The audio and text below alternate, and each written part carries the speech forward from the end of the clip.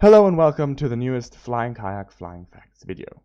If you've been into aviation for a while, you'll probably already recognize the aircraft that you're currently seeing on screen. This aircraft is the Hughes H-4 Spruce Goose, one of the largest aircraft ever built, the largest aircraft of its time, and definitely one of the largest flying boats ever built. Still today, this aircraft rivals the largest 747s and even the A380 in size, and is known as the aircraft with the largest wingspan ever built, as far as I know. This aircraft, the Hughes H-4 Spruce Goose, was the pinnacle of flying boat development. It didn't really get any larger. If one takes a look at such a giant, the question arises, why were they so popular in the interwar period between the First and Second World War, and what happened that these giants disappeared and have fallen out of favor nowadays, as most aircraft and most flying boats you see today are fairly small compared to these giant flying boats, and flying boats have become a rarity in general.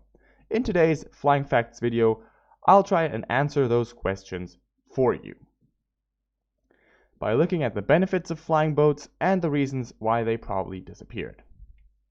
Let's begin with the most obvious benefit. As most water surfaces, such as oceans and large lakes, are fairly, large, they offer an almost infinite runway. Aircraft of the time were limited by land-based runways, as those were mostly fairly short. And the heavier the airplane is, the more runway it needs, meaning that a short runway limited takeoff weight, limiting fuel and/or payload that could be taken with you. This means that a water runway, being an almost infinite runway, offers a much better capability in terms of fuel and payload. The second limitation that was removed by water runways was actually said weight limitation. Asphalt runways, or, soft dirt runways, have a weight limitation. As most runways during the interwar period were still grass or soft runways, without a hard surface, they couldn't really carry huge heavy airplanes filled with fuel and passengers for long, say, transatlantic flights. This meant that most aircraft of the time that were large and had long ranges had to take off from water, as, on water there is more or less no weight limitation. It all depends on hull design. And as oceans can carry huge liners like, for example, Titanic, they can most certainly carry even the very largest of flying boats of the time, meaning that there was a huge fuel quantity and a lot of payload available, meaning large passenger numbers over very long ranges, something that their land-based brethren was definitely not capable of. The second two benefits are that, flying boats can always land into the wind. Most water surfaces aren't just a straight strip of water. Mostly they're lakes or even oceans, which have, an infinite availability of directions to land in, meaning that flying boats are very capable of almost always landing into the wind, reducing landing distance, increasing payload, and, of course, takeoffs into the wind are also always possible, which again increases efficiency and increases safety margins, meaning that these aircraft were not only safer and easier to take off and land, but they also didn't have the problem of crosswind landings, meaning these aircraft were a lot easier to fly for the pilots. At the same time, no or very few airport structures were required. Mostly it was just a port or a pier where the flying boat could pull into and disembark its passengers, like a normal boat. And most of the time, ports and piers were already available where flying boats flew. If they weren't available, they could be constructed fairly easy, as opposed to runways, taxiways, aprons, and ticket halls, and terminals, and baggage claims, and all of that stuff that you need at a modern airport.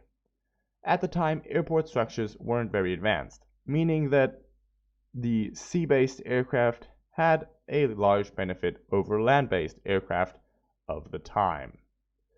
Okay, so now we've understood the benefits of seaplanes. All of this sounds really good. Why did people then move away from sea-based airplanes to land-based airplanes, as they have huge benefits and definitely outperformed their land-based counterparts at the time of creation? Why didn't engineers focus into developing seaplanes instead of land planes? There are a few answers to said question. Seaplanes are rather inefficient and slow. This is because the optimal form of fuselage for high-speed traffic is rather narrow and pencil-formed, similar to the fuselage you see on a lot of jets today. This fuselage is not possible to build in a flying boat form, as flying boats always have a hull and a step, as you've probably seen on the previous pictures. Also, it's difficult to build jet engines that don't have an issue with a lot of water ingestion. And, well, water ingestion simply is an issue.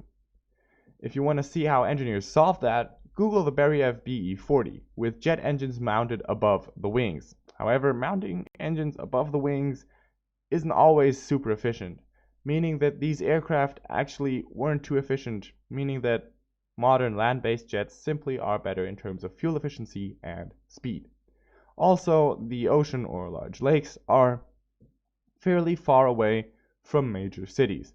Imagine trying to fly into Atlanta with a flying boat. It's not really going to be possible. Also, during World War II, runways and airports were improved in order to allow for bombers and long-range aircraft like troop transports, meaning that new and improved airports were available that had long asphalt runways which were capable of carrying not only high loads of passengers and fuel inside the aircraft, but also were long enough for such heavy aircraft to take off. All in all, that led to flying boats becoming smaller and a more niche type of aircraft, similar to the way they are today. But flying boats have not disappeared quite yet. Quite the contrary. Modern flying boats like the Icon A5 that you're seeing in this image are propping up over and over again. Often they're built as amphibious variants, making them very capable at landing at large airports on land, but at the same time also allowing for them to fly into off-airport, remote locations, allowing for fun weekend getaways, or supplying places that otherwise could not be reached by air. Thank you for your attention. Join me for the next Flying Kayak Flying Facts video, and if you want to know more, or find out more about the sources or information for this video, check out the description below, where I listed all of the sources for this video in chronological order.